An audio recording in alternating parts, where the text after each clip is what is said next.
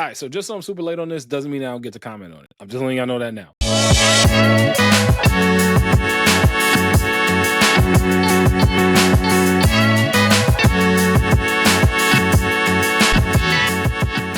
What's going on, y'all? It's the one and only Meister Mikey J. I'm here ready to talk about Dragon Ball Daima. Appreciate y'all for joining me. Appreciate y'all for rocking out. Make sure you hit that subscribe button and that notification bell so you never miss a drop here at The Couch Still Is. You already know. I've been trying to get AU to watch Dragon Ball Daima for weeks now. And I've come to the conclusion he ain't going to do it. And that's fine because I'm here and I want to talk about it with y'all. So I'm gassed up about it.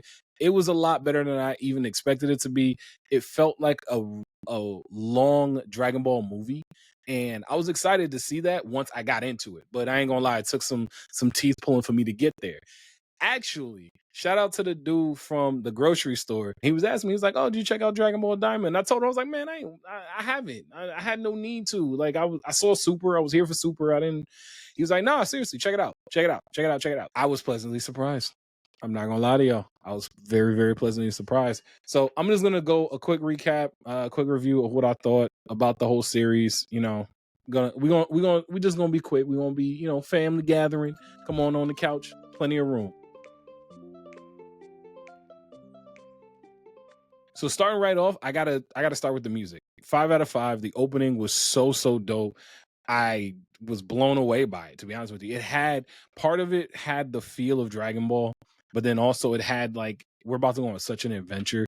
And I was so surprised by how much I enjoyed it. I mean, the sequencing was great, seeing Supreme Kai and like his siblings and the juxtaposition between all of them and where they're working at. But then we had the fun, like, the fight sequences, like, and the music.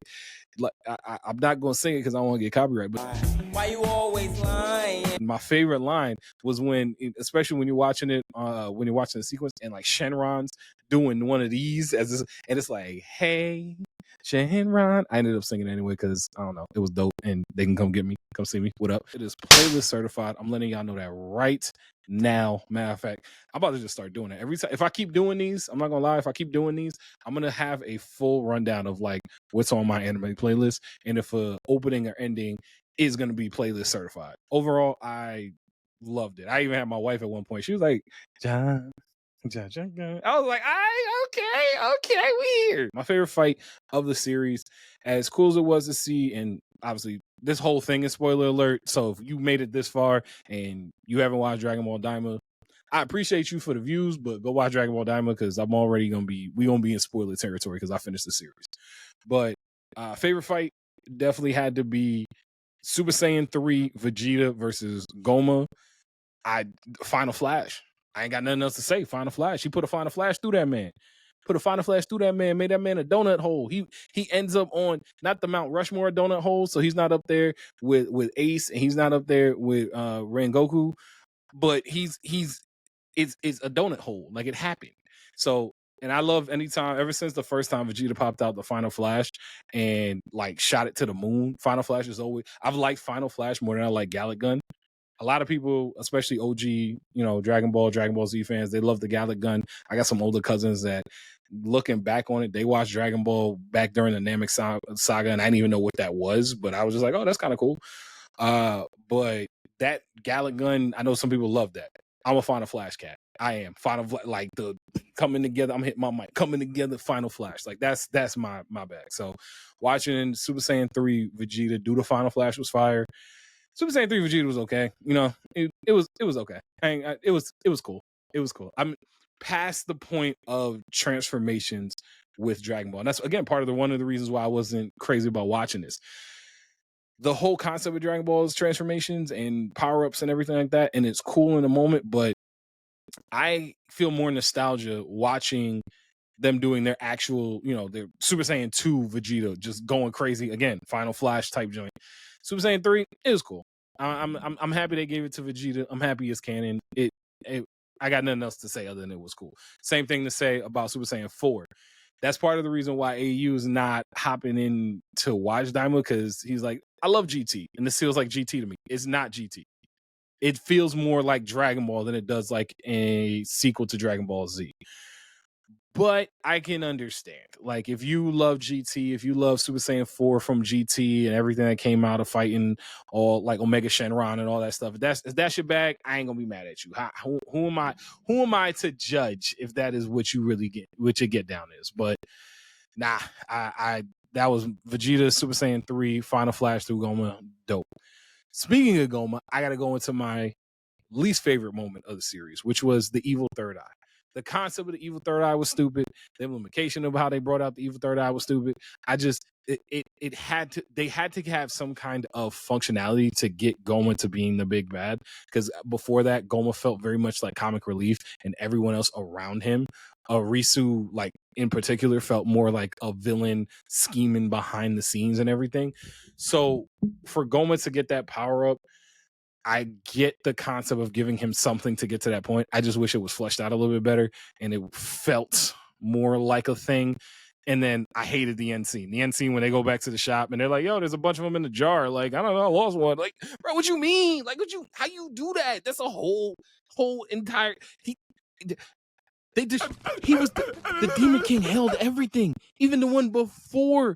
Dude, even the one before Goma, Deborah's father was crazy with that. And so now you just got him in a jar. Like, it took the air out of the sails for me a little bit on something I wasn't already that gassed about to begin with. So I couldn't care for it. I really didn't. That was probably my least favorite moment. I will say the coolest thing I found about the whole series was the expansion on the lore. So Dragon Ball and Akira Toriyama, RIP, has done such an amazing job of continuing to boost the stakes while boosting the lore. I mean, I think about it all the time. Can you imagine being somebody that rocked with Dragon Ball heavy, and then you get that first manga, Dragon Ball Z, and you talking about what you mean Goku was saying? What you mean he an alien? Aliens coming from he's oh my goodness gracious. They got we on planetary destruction now. Like, obviously the concept of alien was already a thing, but it must have felt amazing and crazy and oh my gosh, this lore. So I've always thought that Dragon Ball, the concept in the world, has always been great when it comes to boosting the lore. And I think Daima does a fantastic job of doing that. Bringing in the demon realm and bringing in the background of Majin Buu, of Deborah, of even the Namekians and how they all come together, the Supreme Kais and how Supreme Kai is born from a tree. Like, what in the world? Like, there's so many different avenues of unique placement of these characters and how they have gotten this background and this backstory and how they come into the world that we know them as. I thought it was really well done all the way across the board. That was my favorite part about the series. Obviously, it's Dragon Ball, so hands, but hands in like, I got you. We here, and there was actually a fair amount of blasting in this that I did appreciate as well. But I don't know, man. I was very excited to see how much lore and how much thought got put behind the lore. I believe this is the last project Akira Toriyama worked on before he passed, but it was the celebration of the 40th anniversary of Dragon Ball, and I personally think they knocked it out the park. It did take me a while to get there. It just did. I tried, I put it down, I picked it back up, I put it back down again, I threw it over there, I brought it back, I dusted it off, I threw it back in the garbage, I picked it back up, I said, oh my gosh, why'd I do that? And then I held it close to me at night. Like, there was a lot going on with my journey through here, which is why, again, I'm like, probably I think like 7 or 8 months late with this one. But hey, I finished it and I enjoyed it. I'm trying to debate on whether or not I liked it more than Super.